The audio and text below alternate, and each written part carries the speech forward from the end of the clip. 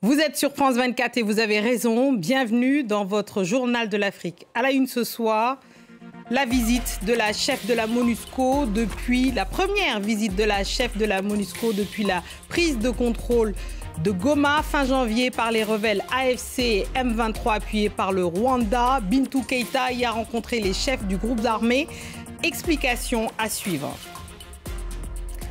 À la une aussi, une annonce forte qui vient de la Chine. Dans un contexte international chamboulé, Pékin annonce la suppression des droits de douane sur les exportations pour la quasi-totalité des pays africains. Explication à suivre. Et ce vendredi, nous recevons une voix singulière de l'art contemporain africain, Fally Senso, un plasticien sénégalais autodidacte qui explore à travers son travail de peinture, de sculpture et de collage notre mémoire et notre identité. Il nous présente une toute nouvelle exposition à Paris qui s'appelle Nourrir le monde, où il revisite la nature morte à l'africaine, plus vivante que jamais.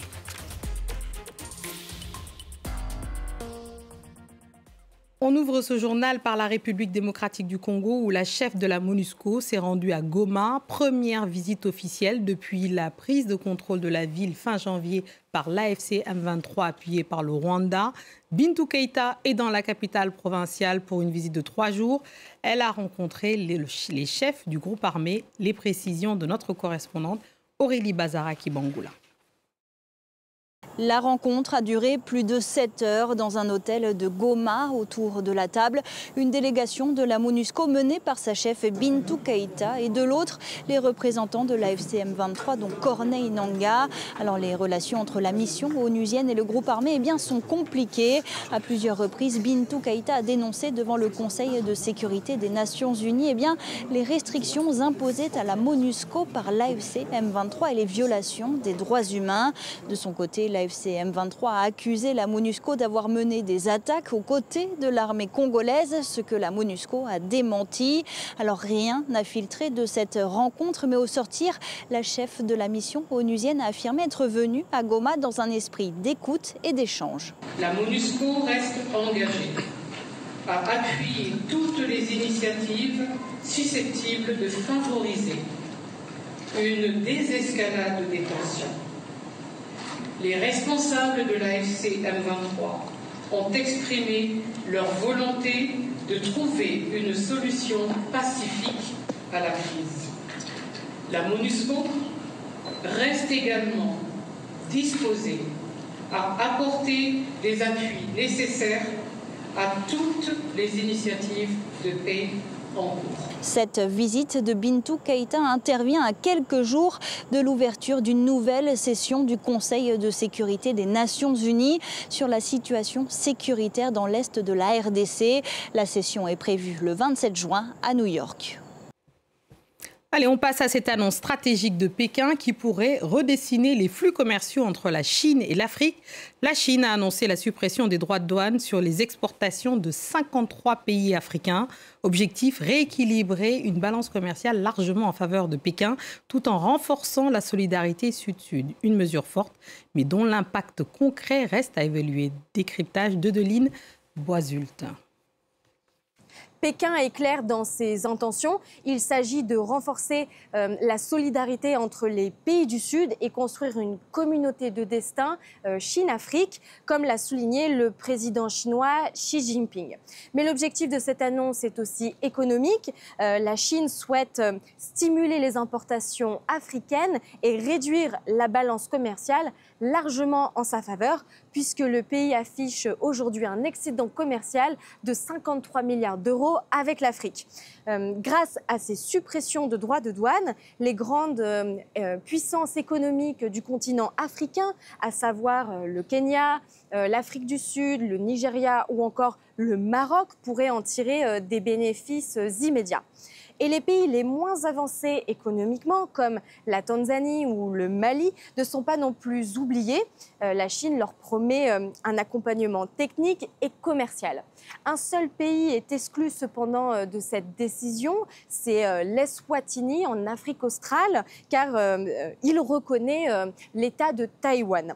C'est une annonce vraisemblablement importante, alors que les les États-Unis viennent d'imposer jusqu'à 50% de taxes sur certains produits africains, ravivant ainsi les tensions avec le continent. L'étau se refermerait-il sur les réseaux terroristes en Afrique du Sud? Longtemps recherché par la police, Ali Abubakar, suspecté d'avoir des liens avec l'État islamique, a été arrêté et inculpé en possession d'armes à feu illégales. Plusieurs autres personnes ont été appréhendées. Les explications de notre correspondante régionale, Caroline Dumais. Ali Abubakar est un homme d'affaires réputé discret qui vivait dans le quartier de Fortsburg, dans le centre-ville de Johannesburg. Il serait impliqué dans des transactions financières avec l'État islamique en Iran, en Syrie ou au Mozambique. Pour ce spécialiste, l'État sud-africain entend surveiller les cellules terroristes dans le pays. On sait qu'il y a des individus qui ont été inculpés en raison de leur lien avec le réseau d'Al-Qaïda ou avec le réseau somalien d'Al-Shabaab. Mais ce n'est pas un pays où les gens cherchent nécessairement à faire des attentats sur des intérêts gouvernementaux, civils ou même sur des intérêts étrangers qui sont présents chez nous. Je pense que l'Afrique du Sud est plus un tuyau d'acheminement des fonds, un hub financier pour ces organisations. Combien y a-t-il de cellules terroristes islamiques en Afrique du Sud? Personne ne le sait. Mais avec le nom d'Ali Abubakar, une bonne dizaine d'autres noms sont régulièrement cités dans des transactions financières, mais aussi dans des kidnappings, par exemple. Car certains suspectent que l'argent des rançons va directement dans les caisses de l'État islamique. Parmi ces noms, Farhad Oumer, un homme d'affaires de Durban qui vient d'enregistrer un nouveau parti politique, l'État islamique africain, un parti extrêmement controversé. La commission électorale devra statuer de la validité de ce parti qui veut se présenter aux élections municipales de 2026. Allez, on passe au reste de l'actualité africaine en bref et en images. La province du Cap-Oriental en Afrique du Sud dévastée par des inondations meurtrières. Au moins 78 personnes ont péri. Des milliers d'habitants sont sinistrés. Le président Cyril Ramaphosa s'est rendu sur place alors que les secours poursuivent leurs recherches dans une région frappée par la pire catastrophe climatique de son histoire. Au Togo, la pression monte contre Faure Gnassingbé. 2 partis d'opposition et plusieurs organisations civiles demandent sa démission, dénonçant 20 ans d'un pouvoir marqué selon eux par des violences, la corruption et un échec économique, une fronde inédite depuis les récentes manifestations violemment réprimées à Lomé. Et au Nigeria, le mouvement Take It Back n'a pas réussi à mobiliser pour la journée de la démocratie, encadrée par un dispositif sécuritaire massif. La contestation contre la vie chère et l'insécurité a été étouffée. Le président Bola Tinubu, lui, a profité de l'occasion pour défendre ses réformes et célébrer ses 2 ans au pouvoir.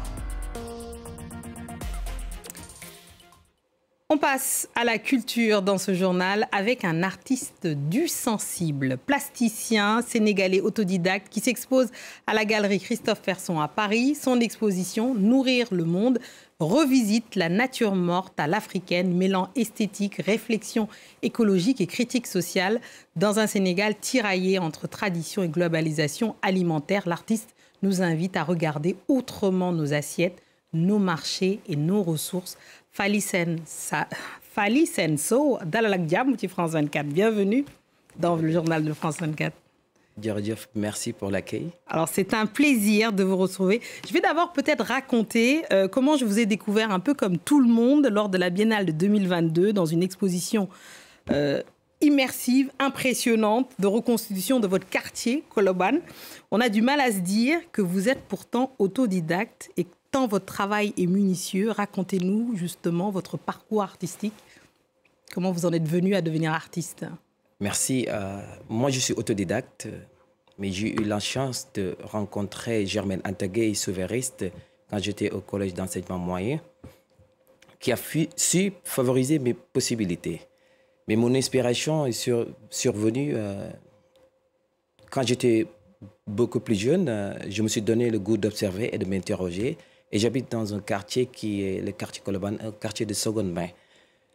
Un quartier qui est propice pour un artiste. C'est un lieu d'une incessante découverte par ses couleurs, par son décor urbain, par son climat social, ordre et désordre de sa vie quotidienne.